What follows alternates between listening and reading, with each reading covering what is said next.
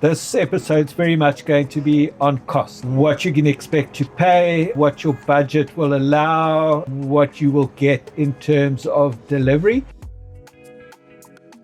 Not controversial, but one of the big things is the destination. Is it more expensive in East Africa? Is it more expensive in Southern Africa? Sure. Well, Terry, it's well known that East Africa is normally a more expensive safari destination, and that's purely down to the cost of the park fees. Park fees in Serengeti, Masai Mara are far more than your park fees generally in Southern Africa. If you're looking for a safari experience and you're on more of a budget, safaris down in South Africa will be more affordable. If your budget can allow for it, East Africa safari, definitely worth it. Costs more, but you know, it's a great experience. The other issue I would probably say is the cost of flights. Depending where you are in the world, how many flights there are, what it costs, that's also a factor to consider, East versus Southern Africa. The actual cost of flights getting to and from the country. Those are really the two main factors. In terms of accommodation and camping and lodges and that sort of thing, we'll touch on that further down, but that's also a factor to consider. But East versus South, I would say, is options to fly to, and then obviously to consider the park fees in each location. Probably the one exception to that rule in Southern Africa is Botswana. So Botswana, in terms of a safari destination, world class. Traditional safaris, Okavango Delta, you can't beat the two. But the Botswana government decided many years ago that they were going to put a big emphasis on low impact tourism. So the number of lodges within Botswana are limited per area. And as a result, because of the strong demand, the safari costs in Botswana do come at a premium. You need to bear that in mind. Intra-camp transfers, especially in Botswana, a lot of the lodges, because of the geographic setup, it's quite difficult to get between lodges if you're do it by road. Hence, a lot of lodges and packages rely on intra-camp flights, which does affect costs. There are budget options in Botswana, but very much done on the budget camping range. In East Africa, the park fees are seasonal, as well as some of the lodge prices. A classic example would be that the Masai Mara in low season is going to cost you $100 per night, whereas in peak season it's $200 per night. So that's simply your park fees. So that can make a huge difference if you're going to the Masai Mara for 4 days. That's going to change the cost of your safari completely. But if you want to travel at the time of year when you're going to have the best opportunity of seeing the most wildlife, maybe it's worth going for 1 day less but paying those high season prices. Lower season, you might expect wetter weather, colder weather, much hotter weather if it's Namibia, where you know, if it's 45 degrees and you're sleeping in a tent, it's not going to be all that comfortable. The best option for many people, if you're watching your budget, is to travel in shoulder season. So then you might have not the optimum game viewing, but it'll still be plenty of wildlife to see. So another option, that's going to have a big impact in terms of your cost is your accommodation. You know, if you're going to stay at a luxury lodge and you want all the bells and whistles and all the comfort and that sort of thing, you know, it comes with a premium. It's going to cost you more. Sometimes though, certain lodges, it may cost more because of the location, and there might be in a prime location. Tented camps is another option. Basically a walk-in permanent canvas structure. So it's not a brick and mortar sort of traditional lodge building, but actually like these Meru safari tents. But it's very comfortable. They often have flushing toilets, running water, although some of them don't. So do check with us when you book. Some of the permanent tents can also still be basic. You know, they'll have a bathroom which is next door to your tent and it's a bucket shower. So it can vary, but it does affect the price. And then you come down to your basic 2-man dome tents that you have to put up and take down yourself. Those are generally used on the overland camping tours, be it small group or big group camping tours.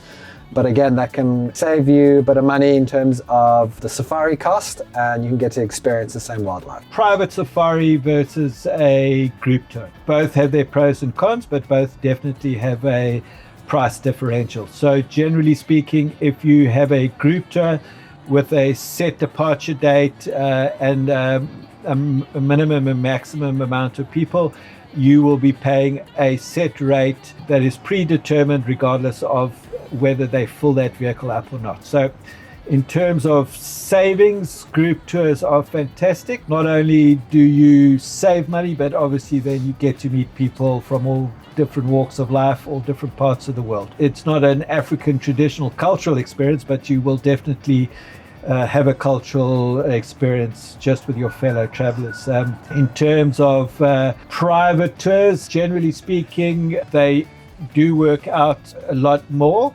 especially if you're 2, 3, 4 people in the group. You know, once you start going 5, 6, 7 people in a group, the difference between a scheduled tour and a private tour becomes marginal. So generally speaking, if you have 7, 8 people or more than that, and you're looking to do a safari, we would recommend a private tour, because then it's exclusive to your group and you're not going to pay a whole heap load more.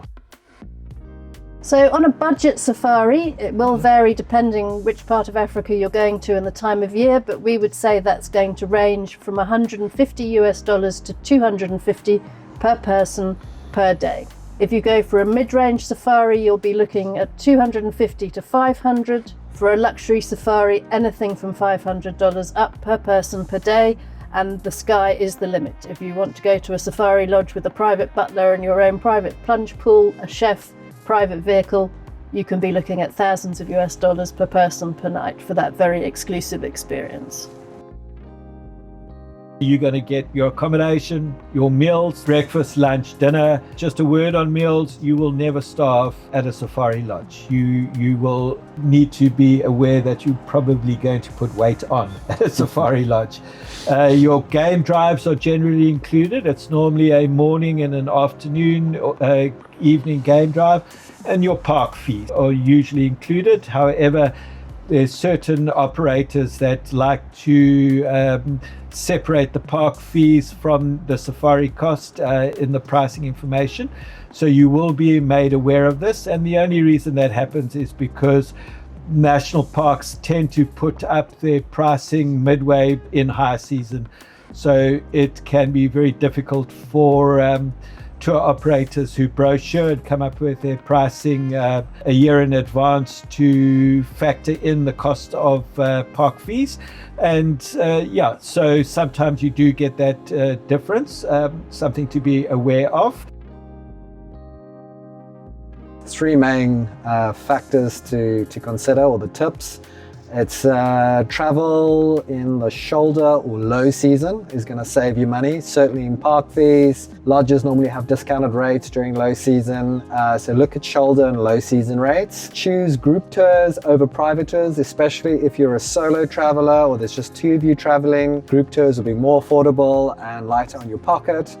And then the last one, specifically for Southern Africa, is combining multiple destinations for better value. So if you do, say, an overland trip that starts and ends in Johannesburg, for example, you can, visit places like Kruger Park, various parks in Zimbabwe, make your way back down through Botswana. You'll have a really immersive experience over a 14, 16-day period. Get to see many different parks, destinations, different types of wildlife, different cultural experiences, all wrapped up into one lovely overland package that's organized for you by African Budget Safaris. I think that's a good time to end this specific video. Just to reiterate, the cost of a safari is highly dependent. It depends on how much you have available, what level of luxury you want, how long you want to go on safari, when you want to go on safari. Contact African Budget Safaris. We can work something out for you. Check out our website in the link, africanbudgetsafaris.com. Don't forget to like, subscribe, and recommend us. Leave us a comment in the section. Feel free to join our monthly newsletter, as well as subscribe to a 6-week email course that we offer that will summarize everything we've been chatting about.